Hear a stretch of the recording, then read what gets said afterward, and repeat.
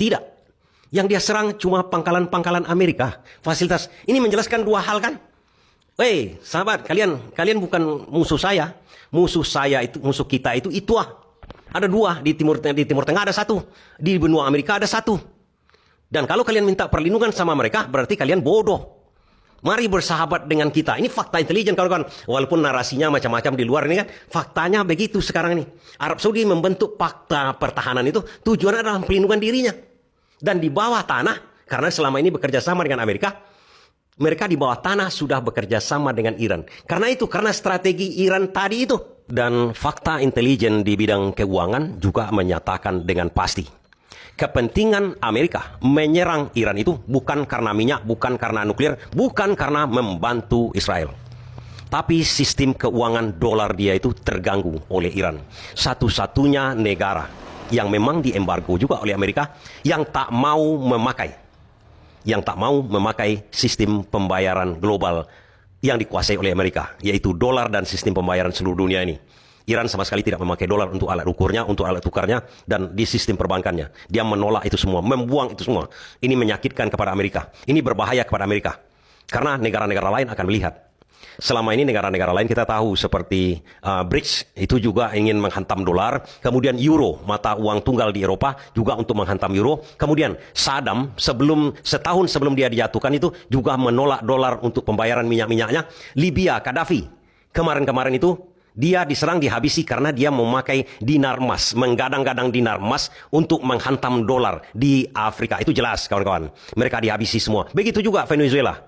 Presiden Maduro setahun sebelum dia ditangkap oleh Trump itu sudah membuat perjanjian penjualan minyaknya pakai rubel Rusia. Itu artinya keseimbangan, nominasi atau hegemoni dolar terganggu. Bukan hanya terganggu, bisa-bisa dolar bisa ambruk. Itulah tujuannya sekarang nih. Satu-satunya negara yang tak mau bertransaksi dengan dolar saat ini adalah Iran. Sampai detik ini adalah Iran. Oh, apakah dia membantu Israel? Itu kan narasinya saja sebenarnya. Apakah membantu Arab Saudi? Bukan. Dari awal itu sebenarnya tujuan dari si Donald BB ini menyerang Iran. Iran tahu sendiri juga itu. Ini kepentingannya. Ini juga dijadikan senjata oleh Iran saat ini untuk menyadarkan dunia-dunia Arab. Kenapa begitu? Nah, kita kembali ke sejarah. Orang Arab, dunia Arab, kemudian Iran itu sangat kuat dalam mengingat sejarah.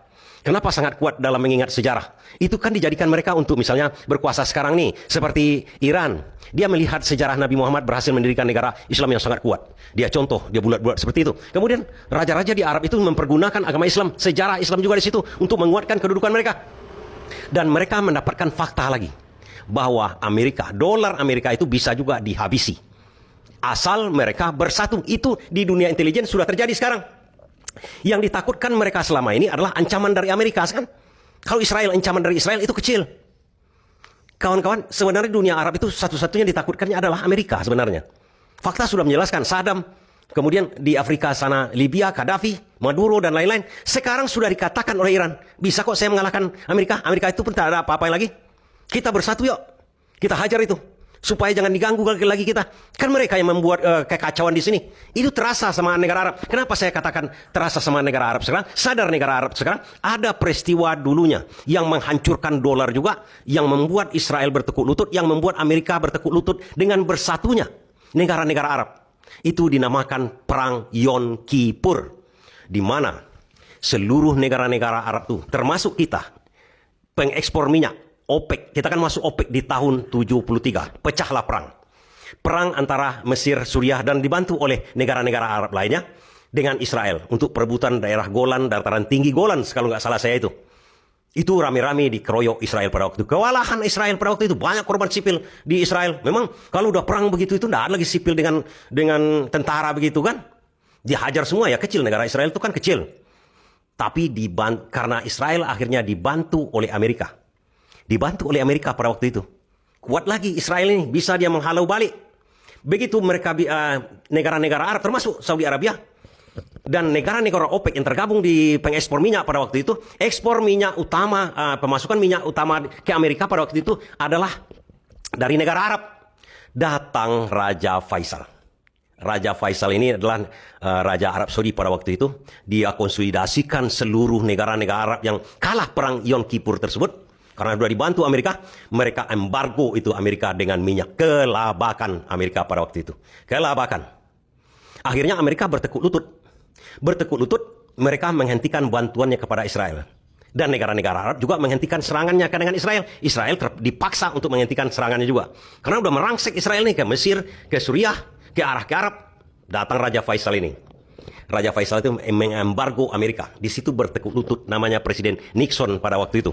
Ini sejarah kawan-kawan. Kita lihat dulu sejarah sedikit. Bagaimana KO Amerika itu menyembah-nyembah Amerika kepada kepada Arab Saudi.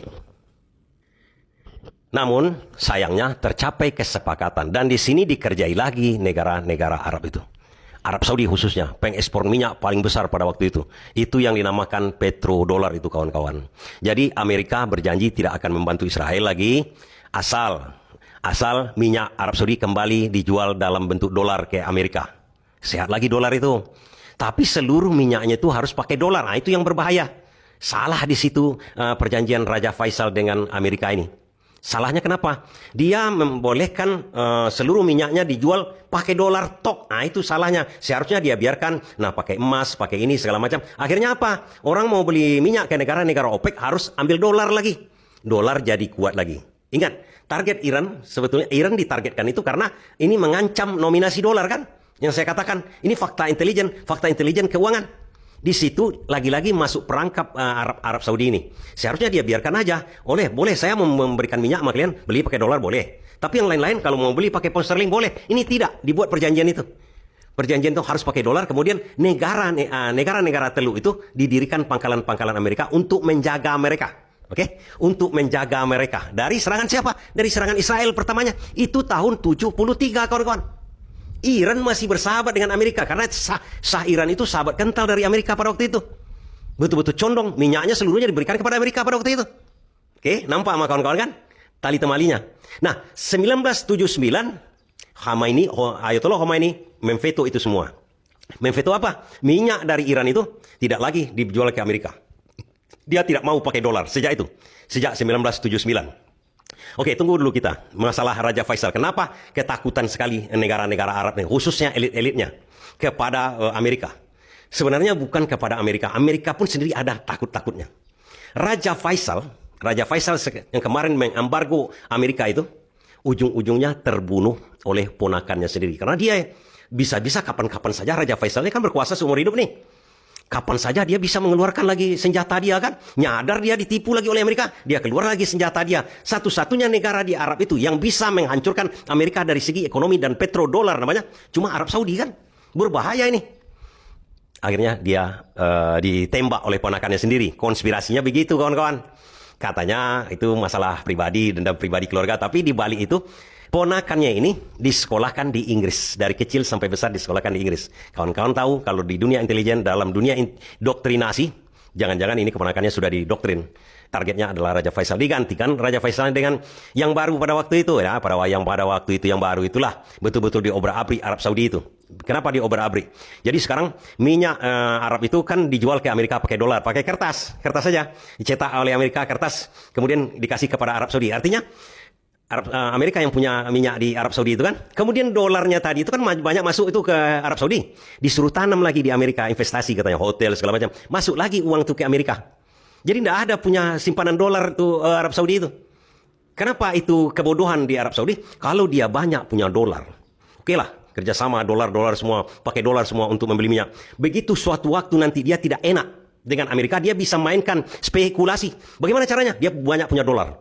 Begitu dolarnya banyak dimasukkannya ke Amerika. Seperti kita tahun 98. Rupiahnya banyak di luar, dihantamkan ke dalam negeri. Dolar jadi melambung tinggi.